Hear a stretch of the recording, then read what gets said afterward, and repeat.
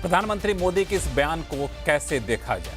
ये अंतर्राष्ट्रीय संबंधों को सुधारने में कितना कामयाब होगा, और खास तौर से उन देशों के लिए जो आतंकवाद को लगातार शह दे रहे हैं, अमन पैगाम के कोशिश पर पीठ में चूल्हा घोंपते हैं, उनके लिए क्या एक आंख खोलने वाले इंटरव्यू के तौर पर देखा जाए इसे? आज आवाज अड्डा में इसी सवाल का जवाब ढूंढने की कोशिश करेंगे। हमारे साथ जुड़ रहे हैं पूर्व डिप्लोमेट दीपक वोरा साहब, वाशिंगटन डीसी से जुड़ रही हैं द न्यू इंडियन की एडिटर इन चीफ आरती टिक्कू सिंह, वरिष्ठ पत्रकार हर्षवर्धन त्रिपाठी, राजनीतिक विश्लेषक शुभांकर मिश्रा, और पाकिस्तान से दो विशेष मेहमान जुड़ रहे हैं। पाकिस्तान की पत्रकार हैं आरजू काजमी जी जुड़ रही हैं, और साथ ही साथ डॉक्टर हामिद साहब हमारे साथ जुड़ रहे हैं। आप सभी मेहमानों का बहुत बहुत स्वागत हमारे शो में। आप सभी को मेरा नमस्कार। सबसे पहले मैं आरजू काजमी जी आपके पास जाऊंगा, क्योंकि पाकिस्तान पर उन्होंने काफ़ी कुछ बोला है। हालांकि हमारे साथ पैनल में कई सारे विशेष मेहमान हैं, लेकिन आरजू, आप इस चीज़ को कैसे देख रही हैं और पाकिस्तान में इसका रिएक्शन क्या रहा? देखिए, आज सुबह से तो मैं देख रही थी कि पाकिस्तान का जो मेन स्ट्रीम मीडिया है वो इस इंटरव्यू को दिखा रहा था, यानी उसके कुछ क्लिप्स जो हैं वो दिखाए जा रहे थे, उसके बारे में बात की जा रही थी, और टिकर वगैरह भी दिखाए जा रहे थे, और काफ़ी पॉजिटिव वे में दिखाया जा रहा था। यानी जहां मोदी जी ने ये कहा कि वो एक अमन के लिए आए थे पाकिस्तान में, और उन्होंने कहा कि जो आम पब्लिक है, पाकिस्तान की जनता जो है वो किसी किस्म का लड़ाई झगड़ा या टेंशन नहीं चाहती भारत के साथ, वो बात उन्होंने काफ़ी हाईलाइट की और पॉजिटिव पॉइंट बताए। लेकिन जहाँ पे ऑफ कोर्स मोदी जी ने कुछ पाकिस्तान को सख्त अल्फाज सुनाए या कुछ खरी खोटी सुनाई, तो वो शायद हमारा मीडिया जो है उसने नहीं दिखाया। लेकिन इससे एक बात ज़रूर साबित होती है, वो ये कि हमारा मेन स्ट्रीम मीडिया काफ़ी हद तक कंट्रोल है। अपनी मर्जी से ही कुछ नहीं कर सकते, क्योंकि मैं खुद भी इस मीडिया का हिस्सा रही हूँ, तो मुझे मालूम है कि किस तरह से डिक्टेशंस आते हैं। तो अगर यहाँ पर मोदी जी के इस इंटरव्यू की बात की जा रही है, दिखाया जा रहा है, तो यकीनन कहीं ना कहीं कुछ कोई सेक्शन ऐसा जरूर है जो भारत के साथ अपने टर्म्स को बेहतर करना चाह रहा है। ये कुछ सेक्शन ऐसे जरूर हैं जो भारत के साथ अपने टर्म को बेहतर करना चाह रहा है। वोरा साहब हमारे साथ जुड़े हुए पूर्व डिप्लोमेट है। वोरा साहब, आपने सुना काजमी जी को, इससे एक सकारात्मक संदेश के तौर पर देखा जाए या फिर नहीं? ये एक छोटा सा तबका है जो शायद अमन पैगाम चाहता हो, भारत के प्रधानमंत्री के बयान को सकारात्मक तरीके से देखता हो, लेकिन आते वही की वही बनी रहेंगी।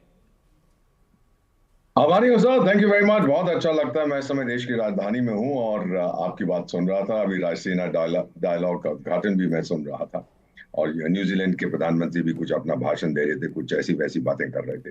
फिर आपके पास मैडम आरती हैं, मैडम आरजू काजमी हैं, बाकी विशेषज्ञ हैं। So thank you very much. मैं भोजन करने जा रहा हूँ, अभी थोड़ी देर में लौटूंगा। ये जो आपने अभी जिक्र किया ना कि ये लोग क्या, पीएम साहब की जो Lex Fridman, by the way I have met Lex Fridman एक दो बार, और जो ये इंटरव्यूज करते हैं बड़ी गहरी होती है, and it's an open thing. Prime minister Narendra Modi जब भारत के लोगों से बात करते हैं, वो मन की बात करते हैं। लेग्स फ्रीडमैन के साथ उन्होंने दिल की बात की है, अपना दिल खोल के उनके सामने रखा है, जो कुछ वो चाहते हैं।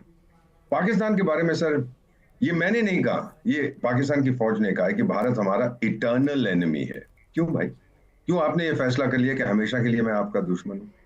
और यही चीज मैं बार बार देखता हूं।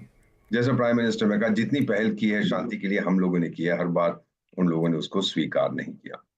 जब तक फौज अपने आप को दुनिया की सबसे शक्तिशाली और सबसे शातिर फॉरेन पॉलिसी में फौज समझती है, मेरा नहीं ख्याल सर कि हमारे सामान्य रिलेशंस बन सकते हैं पाकिस्तान के साथ। मैंने बहुत कोशिश की है। दो समस्याएं उसकी हैं मेजर। पहली समस्या ये है सर कि इस्लाम वहां पर आइडियोलॉजी नहीं है, वहां पर इस्लाम एक ऑब्सेशन बन चुका है। पेट खाली है तो उसमें धर्म भर दीजिएगा, और फिर देखिएगा कि लोग कितने खुशहाल हो जाते हैं। और दूसरी उनकी समस्या ये है कि किसी प्रकार की अंतरराष्ट्रीय क्रिटिसिज्म वो स्वीकार नहीं कर सकते। प्राइम मिनिस्टर नरेंद्र मोदी ने लेक्स फ्रीडमैन से कहा था कि कंस्ट्रक्टिव क्रिटिसिज्म का तो मैं स्वागत करता हूँ, वहां पे आप बोल के देखिए। मुझे मालूम नहीं हमारी बेटी आरजू इन चीजों से कैसे निपटती हैं, लेकिन उनके ऊपर भी बहुत प्रेशर होगा। भारत में नहीं है, जो कहना है आप कहिएगा। आप तो ये जानते हैं sir, you are one of the best media professionals in India. आपको मालूम है कि किसी प्रकार का दबाव आपके ऊपर नहीं है। जब ये चीजें खत्म हो जाएंगी, जब पाकिस्तान के लोग अपनी ओपिनियन फ्रीली एक्सप्रेस कर सकेंगे जैसे हम भारत में करते हैं, तब मेरा मानना है कि एक हल्की सी किरण आएगी। आप देख रहे हैं बलूचिस्तान में क्या होगा। आप देख रहे हैं कि वो हाफिज सईद साहब तो चले गए, सुना है कि वो जन्नत में नहीं गए, वो जन्नम में गए हैं, क्योंकि जन्नत में जगह नहीं है उन जैसे लोगों के लिए। क्या, और फिर वो क्या नाम है उसका, मैडम आरजू का, वो तहफ्फुर राना कैप्टन साहब जो होते थे पाकिस्तानी फौज में, अमेरिकी, उनको यहाँ भेजने वाले हैं। और फिर क्योंकि वो कह देते sir I am not being facetious, मैं मजाक नहीं कर रहा, वो यहाँ आते थोड़ी डेंटिंग पेंटिंग होती तो वो कहते जी मुझे तो हाफिज सईद ने यहाँ भेजा था, तो हम कहते अच्छा हाफिज सईद को लाओ, और फिर वहां से जवाब अजी वो तो गुजर गए हैं, हम कहाँ से भेजे उनको।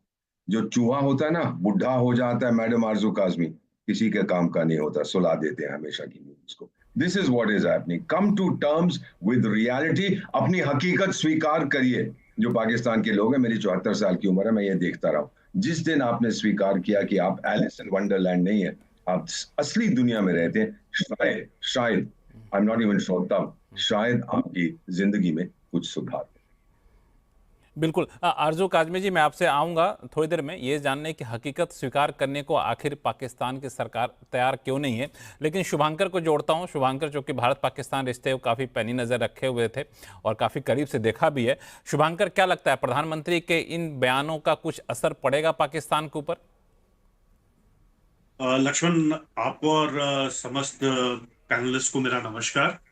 देखिए, पाकिस्तान के ऊपर कोई फर्क नहीं पड़ेगा। जैसे वोरा साहब ने बोला, वोरा साहब को शायद कोई अच्छा, आपसे सवाल पूछा तो वोरा साहब जीरो का इशारा कर रहे थे जब सब सवाल पूछा आपसे। वोरा साहब को शायद कोई अगर जीरो की भी उम्मीद है, मुझे तो निगेटिव है। तो पाकिस्तान की संकल्पना हुई है, वो इसलिए हुई है कि पाकिस्तान बना ही टू नेशन थ्योरी पे है। और जो वोरा साहब ने बोला इटर्नल एनिमी, हम 1000 साल तक लड़ाई लड़ेंगे, घास खाएंगे लेकिन एटॉमिक बम बनाएंगे, और हिंदू काफिर है, ये सारी जो मेंटालिटी है, ये मेंटालिटी वहां बच्चों तक में भर दी गई। और ये ऐसा नहीं है कि ये जियाउल हक के आने के बाद हुई, ये शुरुआत ही इसी चीज से हुई। तो जहां पैदाइश में ही खोट है, वहां आगे कुछ नहीं हो सकता। पाकिस्तान दुनिया का इकलौता ऐसा मुल्क है जिसके पास, मतलब बाकी सारे मुल्कों के पास आर्मी होती है, और पाकिस्तान आर्मी एक ऐसी आर्मी है जिसके पास एक मुल्क है। तो आपको यह सोचना पड़ेगा कि वहां का पाकिस्तानी आर्मी का जो कंट्रोल वहां के बिजनेस और वहां की इकोनॉमी पे है, उस कंट्रोल को कोई हटा नहीं सकता। और जब तक वो कंट्रोल नहीं हटेगा, तब तक पाकिस्तान में डेमोक्रेसी नहीं आएगी। और जो भी चीजें अगर कहीं को सुधार होना है, वो जब तक डेमोक्रेटिक प्रोसेस दोनों कंट्रीज में नहीं होगा, हमारे यहाँ तो है, मुझे डाउट नहीं है। पाकिस्तान नाम का जो एक स्ट्रक्चर है, जिसको कंट्री कहना भी शायद गलत है, थोड़े दिनों में शायद कंट्री रहे भी नहीं, जब तक वहां डेमोक्रेसी नहीं होगी तब तक कुछ नहीं हो सकता। रहा सवाल आपका मतलब जो वोरा साहब ने आपको बात बताई कि इस्लाम की, जहां तक जिस तरीके से वहां पे इस्लाम का एक अलग वर्जन तैयार किया गया है, मतलब आपको ताज्जुब होगा कि धुर अरब देश, जिनकी पूरी एक, जिनको कट्टर से कट्टर आप इस्लामिस्ट मान सकते हैं, सऊदी अरेबिया जिसने पूरे दुनिया में एक तरीके से इस्लामिक फंडामेंटलिज्म को बढ़ाया, आज वो सुधरने को तैयार है, बिकॉज दे हैव रियलाइज्ड कि अब इस फंडामेंटलिज्म के साथ वो कहीं भी नहीं टिक सकते। वेयरएज पाकिस्तान और बांग्लादेश, अनफॉर्चुनेटली, और हमारे यहाँ भी जो 2.5 फ्रंट्स की हम जब बात करते हैं, तो एक बहुत बड़ा तबका ऐसा है जिनको अपनी सारी उनकी मतलब पहचान उनको अपनी इस्लाम में दिखाई देती है। मुझे ये समझ में नहीं आता कि आपको अपनी रिलीजियस आइडेंटिटी को अपनी नेशनल आइडेंटिटी से ऊपर रखने की जरूरत कहाँ। बट अनफॉर्चुनेटली वो फैक्ट है, और उस फैक्ट को जब तक हम देखेंगे नहीं, और जब तक हम चाहेंगे कि उस फैक्ट को हम ढकते रहें, उस फैक्ट को हम नजरअंदाज करें, we brush it under the carpet, तब तक चीजें ऐसे ही चलती रहेंगी।